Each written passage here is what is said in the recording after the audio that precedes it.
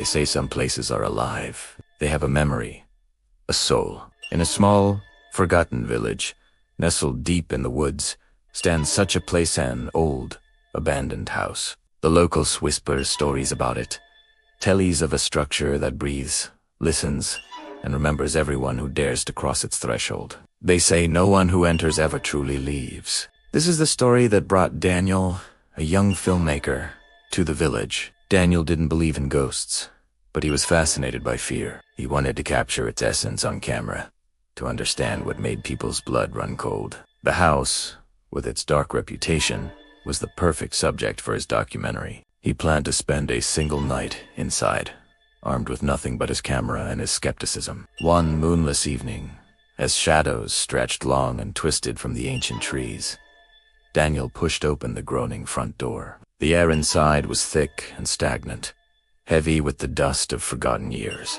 It felt like walking into a tomb. As the door creaked shut behind him, a profound silence enveloped him. A silence so deep it seemed to have weight. He switched on his camera light, its beam cutting a stark path through the gloom. The walls were not bare, as he expected. They were covered in strange, sprawling symbols, etched into the decaying plaster like frantic, desperate warnings. The air grew colder, and a palpable sense of being watched prickled the back of his neck. He was alone, but he didn't feel alone. He began to explore, his camera rolling, his footsteps echoing unervingly on the warped floorboards. He spoke into his microphone, narrating his experience, trying to maintain a professional, detached tone. But a growing unease chipped away at his composure. His camera began to pick up sounds that his own ears missed, faint, ghostly whispers that seemed to coil around the edges of the audio. At first, they were indistinct, but soon they became clearer, like distant, pleading voices. Then came the footsteps.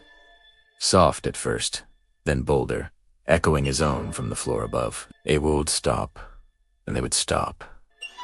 Would, Muba, and they would follow. Doors he had just walked through would slam shut behind him with violent finality.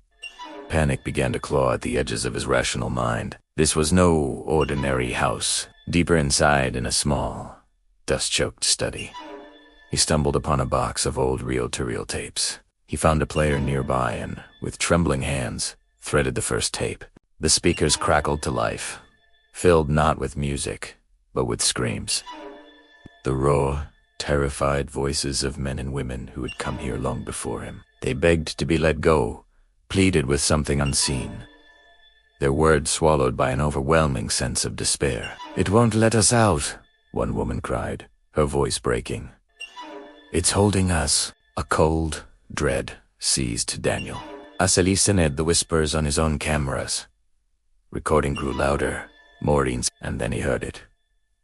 A single, chilling word, spoken with terrifying clarity.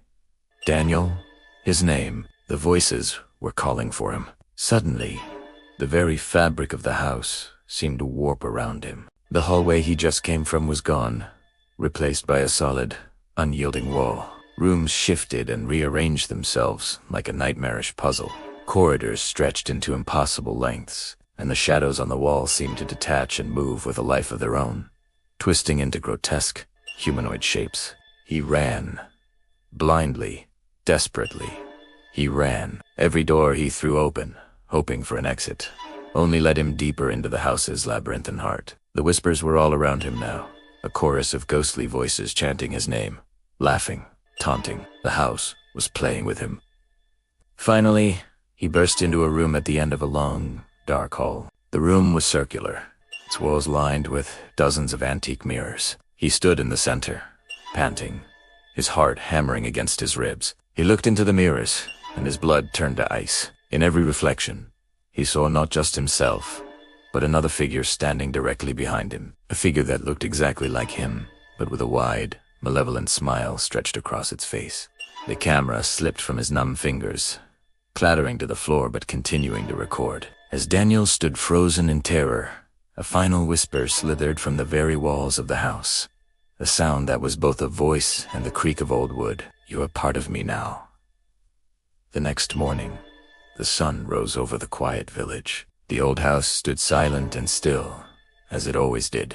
But as night fell again, a single light flickered to life in an upstairs window. A silhouette appeared, a man standing and watching from the darkness within. He wasn't trying to escape. He was waiting for the next visitor to come knocking on the door. Thanks for watching.